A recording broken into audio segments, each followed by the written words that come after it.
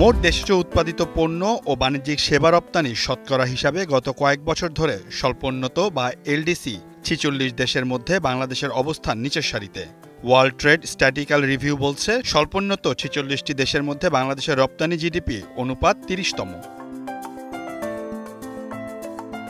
২০২৩-২৪ অর্থবছরের প্রায় ৩ ভাগের ২ ভাগ শেষ। কেমন যাচ্ছে বাংলাদেশের রপ্তানির চিত্র? রপ্তানি উন্নয়ন ব্যুরোর তথ্যমতে দেশের প্রধান রপ্তানিযোগ্য পণ্যগুলো এখন পর্যন্ত লক্ষ্যমাত্রা পূরণে ব্যর্থ। পোশাক, হিমায়িত পণ্য, চিংড়ি, চামড়া, পাট ইত্যাদি পণ্য রপ্তানির যে লক্ষ্যমাত্রা সরকারের ছিল তা পূরণ হয়নি। ব্যবসায়ীরা বলছেন ২০২৩-২৪ অর্থবছর শেষেও রপ্তানির লক্ষ্যমাত্রা পূরণ না হওয়ারই শঙ্কা বেশি।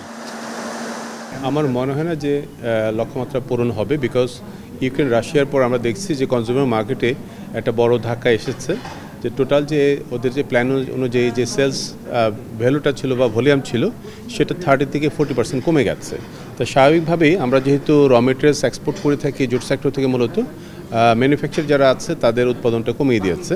চেম্বার কানাডা ওনারা আসছে এবং কানাডার সাসকাচুয়ানের একটা বড় টিম আসতেছে এই রিসেন্টলি। তারা খুব ইন্টারেস্টেড বাংলাদেশের সাথে ব্যবসা বাণিজ্য বৃদ্ধি করার জন্য।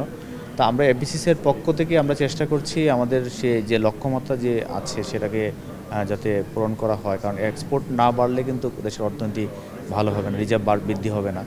দেশে ব্যবসায়িক প্রতিযোগিতা থাকলেও ব্যবসার পরিবেশ অনুকূলে নেই বলে মনে করছেন অর্থনীতিবিদরা। তাদের মতে দেশের রপ্তানিমুখী পণ্যে বৈচিত্র্য নেই, এতে বিদেশি ক্রেতা হারাচ্ছে দেশ। যে লক্ষ্যমাত্রা যেটা ছিল তার থেকে অনেক কম। আমাদের এই 8 মাসে 3.7% মতো আমাদের প্রবৃদ্ধি সেটা হয়েছে। যদি আমি রেডিমেড গার্মেন্টসের কথা বলি, টোটাল যদি বলি সেটা 3-এর কাছাকাছি প্রবৃদ্ধি হয়েছে। সুতরাং সেটা লক্ষ্যমাত্রার চেয়ে অনেক নিচে আছে।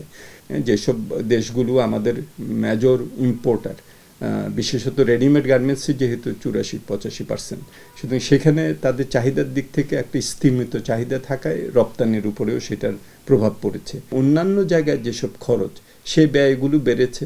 সার্বিকভাবে আমাদের যেভাবে উৎপাদনশীলতা বাড়িয়ে, আমাদের প্রতিযোগিতা সক্ষমতা বাড়িয়ে, আমাদের যে ব্যবসায় পরিবেশ, সেই ব্যবসা পরিবেশটাকে আরও উন্নত করে আমরা যে রপ্তানিকারকদের বৈদেশিক বাজারে আরও শক্তিশালী অবস্থান নিয়ে উপস্থিতি নিশ্চিত করব, সেটা কিন্তু আমরা করতে পারছি না। এদিকে পণ্য রপ্তানির যে ঘাটতি রয়েছে তা অর্থবছর শেষ হওয়ার আগেই পূরণ হবে বলে আশাবাদী সরকার। এছাড়া পিছিয়ে পড়া পণ্যগুলোকে কিভাবে আরও বেশি রপ্তানিযোগ্য করা যায় তা নিয়েও কাজ চলছে বলে জানালেন বাণিজ্য প্রতিমন্ত্রী। 3 মাসে আমি 5 বিলিয়নের উপরে গার্মেন্টস এক্সপোর্ট করছি, which is 4.5% more than last year, third কোয়ার্টারে। সো শর্টফল হওয়ার কোনো গার্মেন্টসের কোনো কারণ নাই। আর বাকি যে জিনিসগুলি আছে আমরা বলতে পারবো এন্ড অফ দ্য ইয়ার যদি কোনো শর্টফল থাকে কেন আছে এবং ওইটা কিভাবে আমরা পূরণ করব। এছাড়া রপ্তানি বাড়াতে বিশ্বের বিভিন্ন দেশে কমার্শিয়াল উইং সম্প্রসারণে কাজ চলছে বলেও জানান তিনি।